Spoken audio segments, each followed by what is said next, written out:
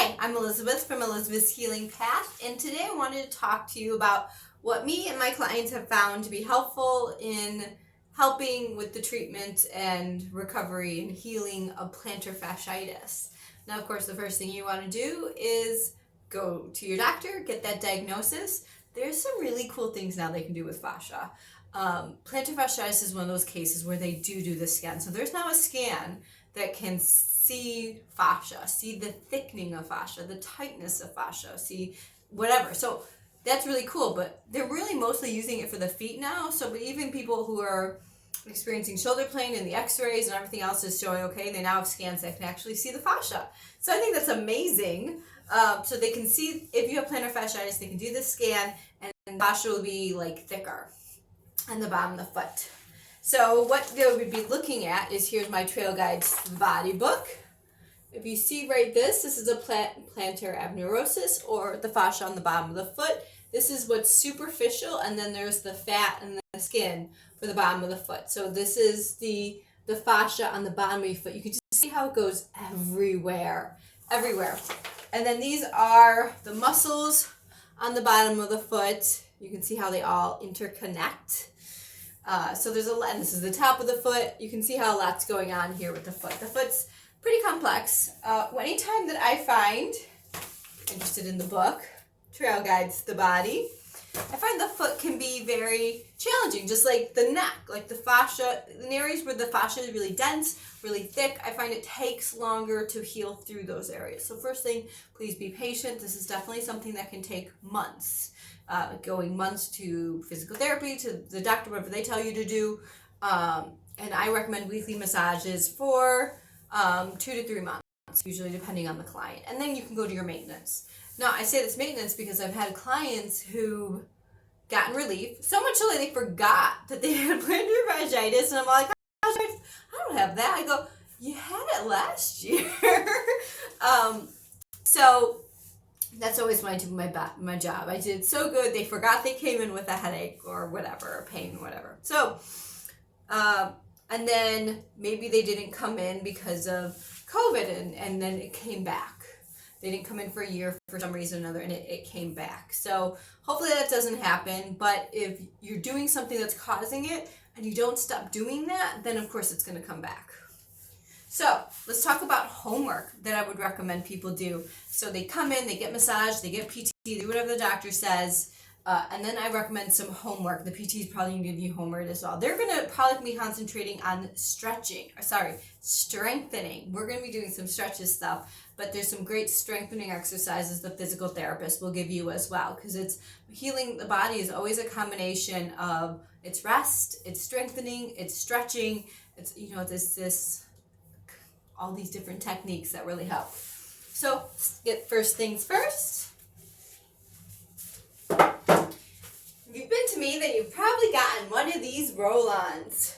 This is an essential oil roll-on that I give out clients for the first time, and anytime you need it refilled, you just let me know. Just take off the top, roll it on the bottom of your foot, maybe a couple times a day, and when you need it more, when you come in for your session, just pull it out and say, I need a refill. The refills are free, and this comes free with your first initial appointment. So, essential oil, and this recipe is on my website, so you can always make your own blend. Works while in that blend. Okay, other great thing, Epsom salt. Now, I'm a fan of taking a whole body Epsom salt bath, but if you want to just do your feet, you can just do your feet. This is a 6-pound bag. I do 3 pounds in a bath. So this lasts me 2 baths. I would even recommend as much Epsom salt as you can get into the foot bath, as that will dissolve. So honestly, if the water's hot enough, 3 pounds should even dissolve in a foot bath. I also recommend adding some essential oils to that. Now, before you add essential oils to a bath, foot bath or otherwise, if you just put them into the bath, they'll float. And that can be a skin irritant because there's steam and there's heat. All the essential oils are going to dive deeper into your body, and you need your essential oils to be diluted. So you take a little bowl. I just take fine sea salt. And then my lucky number is 13. 2, 3, 4, 5, 6, 9, 10, 13. This is lavender. This is chamomile. Either Roman or German. I haven't decided which one I like better at this point. So I keep playing around, I keep going back and forth. Do I like Roman? Do I like German? But chamomile, and then I have peppermint. 13. So I have 13 of each. You can do 10 of each. You can do 15 of each. You can obviously put more into a bath than a foot bath, but it's very important to dilute it and then mix it in with these salts, and then they won't float to the top of your tub, and then you just sit and straighten essential oils that are just on the surface. So that's very bad. So it smells nice. I purposely picked these blends of peppermint, chamomile, and lavender because they're the least likely to interfere if you have high blood pressure, if you're pregnant. I still want you to be cautious if you're pregnant. If you're going to do this for a kid, you want it diluted in half. They can use much less essential oils, but these three should also be good for kids as well, but always do your research and make sure it's not going to interact with medications or whatever. It's usually safer to put something topically essential oil wise than ingest it. I would never recommend ingesting it unless you're told so by someone who knows what medications you're taking and things like that. So if someone's like just taken a class from a company, not enough training. It takes years to be a certified aromatherapist where they can then recommend you ingest an essential oil. So always best to do it topically. So this blend should be good for anyone who is not pregnant. So I have 13 of peppermint, lavender, and chamomile. It's a nice blend to put in with your Epsom salt. Okay, and then the next, so there's lots here. This last to unpack. I have a ball. This is a rock tape ball. I like this one. There's also pinky balls and stuff like this. So a nice fun fact is, so the fascia is on the bottom of your foot, right? But all our fascia is connected in one way or another. So there is something called fascia lines, and it's how they're connected more, right? So the fascia goes up from the bottom of your feet, then it connects to the next fascia, which is the Achilles tendon, and then it goes up through the back of the legs, through the hamstrings, a little bit through the glutes, then up the spine, up the neck, and stops right here at a frontalis. That's all connected. So like you could be getting a headache, you could be getting low back pain, anything, hamstring, and it could be coming from the tightness of the fascia of your feet. Or opposite. So I find it's usually the feet. In my own body, I went backpacking, my entire body was killing me. All I did was about my feet, do some of these techniques, my back felt better, my hips felt better. So sometimes it's fun when that happens. So a little trick you can do is first try to touch your toes, see how far you can go. Kind of keep that in mind, how far you can go. Put the ball on the ground, roll the bottom of your foot. Now, so this feels nice. So just massage the bottom of your foot. This is great to do first thing when you get up before you put your feet on the ground, is find a ball and do the bottom of your foot. You do not have to stand. I'm holding onto the table just in case, but you can also sit. And the benefit of sitting is you're less likely to fall over, but you may find it harder to put as much weight on the ball, so you're not getting as deep into the foot. Do whatever works better for you and your ability to balance at this point. So I'm just massaging all over the foot. I'm in the arch, I'm on the heel, I'm on the side, I'm on the ball, all over the foot. Recommend you doing this for a couple minutes, and then you can do both feet, or you can just do the one. Hold on, there's a couple tight spots in here. I've been having some plantar fasciitis this past month now. That's what's inspired me to do this video. In the arch, all over the place. And then see if you can touch your toes again, and if you can get farther. And for me, that's a good 4 inches farther. I'm very tight on the back line fascia, which is what the fascia line is called, the back line. So, massage ball. I'm planning a trip, which has me very concerned that my plantar fasciitis is acting up, where I'm going to be walking the Camino. So that's going to be like 15 miles a day. This ball will definitely be in my bag, even though it's kind of weighty. I'll take the weight so I can massage the bottom of my foot. Okay, the other thing you can do is this is a cup. Now, I have a machine, and it's a lot easier for me to massage your bottom of your foot with the cup. That's one of the techniques I do versus you doing it. But let's say you can't come in for a massage, and so let me show you. I do my right foot, and my problem is actually in my left foot. So I can give you, because I am going to do kinesiotaping on my left. So I'm going to sit down, take off my sock, my nice cozy wool socks. You can do just an oil, a lotion. You need a lot of slip for this. The harder your feet are, the harder it is to do this. If you have nice soft feet, this will be nice and easy. So you can't see me. Keep in mind, if you use oil and then you go to walk on a rug, then you will get on said rug. So oiled my foot. Let's see, get the machine on. It's going to be making some noise. Nope, I didn't plug it in. There we go. So what I would do, is then I take the cup and I go all over the foot. And because the machine creates a constant suction, even if it loses suction, it just picks it back up. So we do this all over the foot, like that, up, down, all sorts of directions. And that helps break up fascia restriction. Now, if you're going to be doing it, now this is a silicone cup that I use for my face. So I'm going to have to wash this really good after this. So you would just create a suction and slide, and I already popped it. It's going to constantly come off. So that's the reason I find that this one is better done to professionals. And it's popped off. Popped off. Just keep massaging with this. So this is one technique that you can do. You can try to do cupping on the bottom of your foot. But like I said, it is challenging. But kinesiotaping, very easy to do yourself.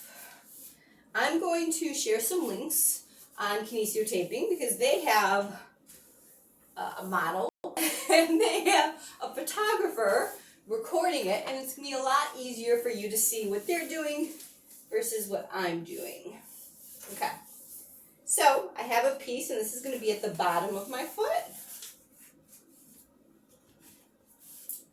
Again, if you can't get this and you want to do kinesiotaping, put some links in there.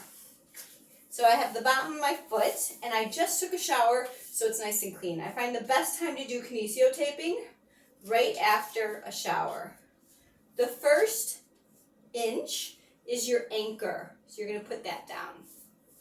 And you don't want any stretch on your anchor. And you're going to pull the rest. You're going to create a 50% tension, so not 100%, then back off. And then just place it down on the foot. And then do paper off tension up the Achilles heel. And just kind of smooth all of that out. So it looks like this. Oh, it's beige. Oh, that's not helpful. Like I said, you'll have a video. Okay, and then they recommend doing a cross tape in the other directions. So, they recommend, it's really going to depend. There's a couple different ways I like to do this, and depend on you as the client. So, a lot of the second tape is to help with the stabilization of the ankle. So they do it up the inner here, right? So there's the posterior tibialis. Yeah, posterior tibialis, anterior, posterior, comes in through the middle ankle, and there's also some flexor muscles that come through on this middle ankle here. So if they're concerned that those kind of weakness in the stability of the ankle is on here, then you would put the tape here and run it up the inner leg. Me, I have more issues with my peroneals being stable.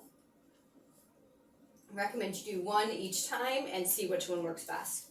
So because my peroneals have some weakness to them, how I think of it is when you walk, do you notice that your foot comes in more or comes out, right?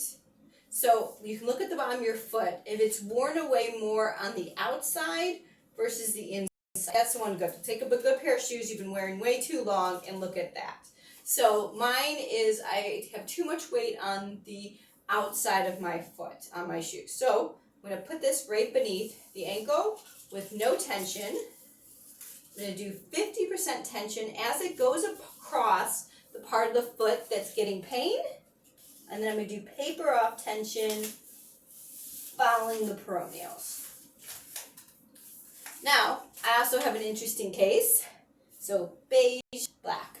I also have an interesting case that ever since my back injury, I have a very weak dorsiflexion. Plantar flexion, dorsiflexion. So I also want to help strengthen my dorsiflexors.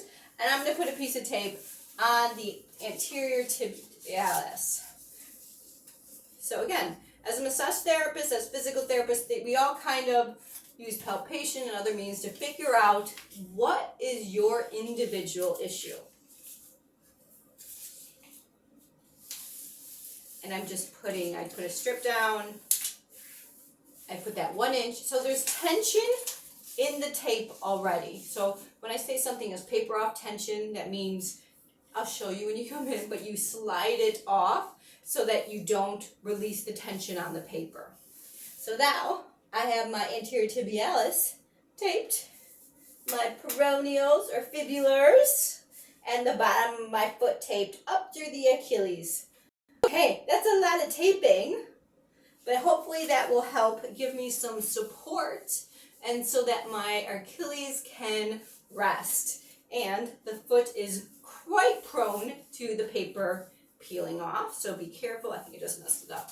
Yeah, careful putting on your sock. You want to put on your sock and kind of leave it on as long as possible because it rolls up frequently. Okay, I think I'm good there. Darn socks. Okay, no. I probably still could have put some alcohol on my foot to make sure there was no oils. I just took a shower, so no oil should be there yet. But it is annoying for the tape to rolls up on the feet a lot. Now, I also want to share, someone who's done a lot of hiking, that I find kinesio taping is a great way to prevent blisters. I put the tape where I would normally blister on really long hikes, and wherever the tape is, I don't get blisters. So that's really great as well, just in case you're looking for an extra benefit. Okay, we're getting to the end here, I promise. Now we're on to stretching. Let me put all this stuff aside so I can show you on the table. There are 2 stretches that I recommend. And the thing with stretching the fascia is it's best done in a yin or restorative way if you've ever done yoga. The fascia needs 3 to 5 minutes to release, to let go. So whatever you're going to be doing to affect the fascia, when I do the fascia stretches on the bottom of the foot, you're going to notice that I hold them for 3 to 5 minutes, if not longer. Doing the ball, recommend you do that for 2-3 minutes, do it for a while. So the first one is broken toe pose. Hopefully I don't break anything by falling off the table. So, you're going to curl your toes under and then sit back. And what you're doing is you're stretching the bottom of your foot and you're stretching your soleus. We're not stretching the gastrocnemius because the knee is bent. So we're just going to sit like this for 3 to 5 minutes. It's intense. It's generally something you're going to do on the floor. You can put your knees onto a pillow if it's more comfortable. You can lean forward or back depending if it's too much pressure or not. Just do whatever you can do so that you can stay in it for 3 to 5 minutes. The other stretch you're going to do is do off the stairs I don't have any stairs in here to show you, so I'm going to show you on the step stool. So let's pretend you're on the stairs. You're going to take your foot, drop it off the edge of the stair, hold on to the railing so that you're stretching your calf muscle. So you should feel a stretch because you are using your weight. That's actually not that tight. Let me do my injured side. So dropping the foot off the stool, so you're stretching not the stool. Please don't do a stool like me. And then you're using the stair to hold on to, and you should feel, and then I do, and this foot, the other foot's fine. Feeling a stretch. Right now, I can feel it through the bottom of my foot and the calf all the way up through the knee. So this does stretch the gastrocnemius because the knee is straight, and will still stretch the soleus as well. So I recommend you do this for 3 to 5 minutes as well. I know it's a lot. You'll get to pick and choose. Like the kinesio tape should last you 5 days while it's on. The essential oils takes real quick. You kind of have to pick and choose. Like you can't do kinesio tape and be putting essential oils on. The oils will take off the kinesio tape. Same thing, once the tape's on, you can't do cupping. But if you can do stretching, those 2 stretches, which will take you 6 to 10 minutes, and then pick one of the other things once a day, either the foot bath while you're in between tapings, the kinesio taping, the cupping, the essential oils. Just pick one of those, and getting regular massages should help you a lot. I know this video was a doozy. Again, I'll put some videos in the comments